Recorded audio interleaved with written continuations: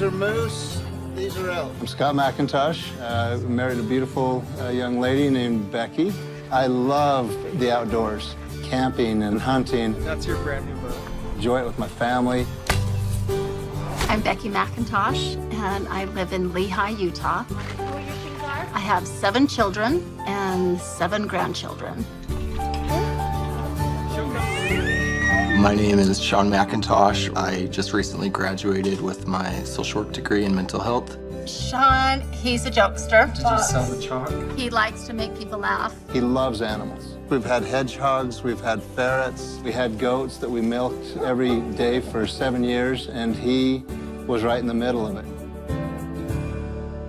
When Sean came out to us, he sent us a private Facebook message to his father and I. I was driving to Salt Lake to say goodbye to some of my friends who live here, and I realized I need to do this, and I need to do it right now. Hey, I'm not gonna beat around the bush. I just need to tell you guys that I'm gay. And I let them know that I was gay, and that was the first time I had actually said those words and wrote them to someone. It may have been something that you've thought of or wondered about. I'm still your same son. I love you a lot. I never wanted to hurt you. I looked at that and no, I hadn't thought about that.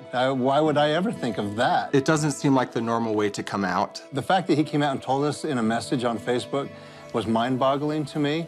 But with my parents, I feel like that was the best way. They could read it, they'd be able to think about it in their minds and have their reactions without me seeing it. Looking back, that was one of the most ingenious things he could have done because it gave me time to take it in, to get rid of all the anger. And I immediately called him up and said, I got your message. Hurry home so we can talk. I got home and me and my mom had a conversation. I started giving him all this advice. I remember the first thing she did, she just had her hands like this and she said, okay, so what are we gonna do about this? I just didn't really know how to respond to that. And she said, well, obviously we need to get you on some type of testosterone, you might have your levels out of whack. And I just thought, oh, Mom, it's not testosterone. I said, so where have you been? And she said, I was down talking to Sean. And I said, okay, how'd that go? And she says, it went well. And she says, be kind, please be kind. Which is sad that she had to even tell me that. There weren't really words exchanged other than he gave me a big hug and he said, I love you. And I mean, that meant the world to me. Even though he had all these emotions in his head and he didn't understand it, and I'm sure he had the anger, the first thing that came out of his mouth was what I needed to hear. For the next several years, we just dealt with it. I just hoped so badly it would go away. This was a phase he was going through. My mom and dad's reaction at the first, even though they did let me know they loved me, it wasn't the best. They didn't understand that I had been living this for 24 years. I absolutely tried to fix everything for the first 2 years. My dad is a great guy.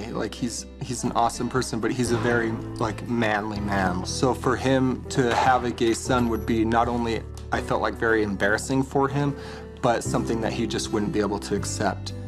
In my mind, they had chosen this. And if they chose this, then they deserve every bit of negativity I can give them.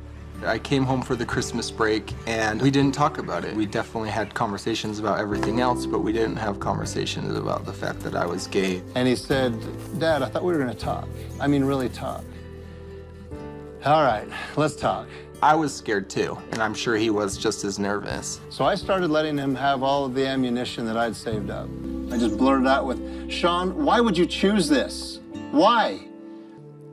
And he just looked at me and he just chuckled. Not a laugh like in your face, but just a chuckle. It caught him so funny.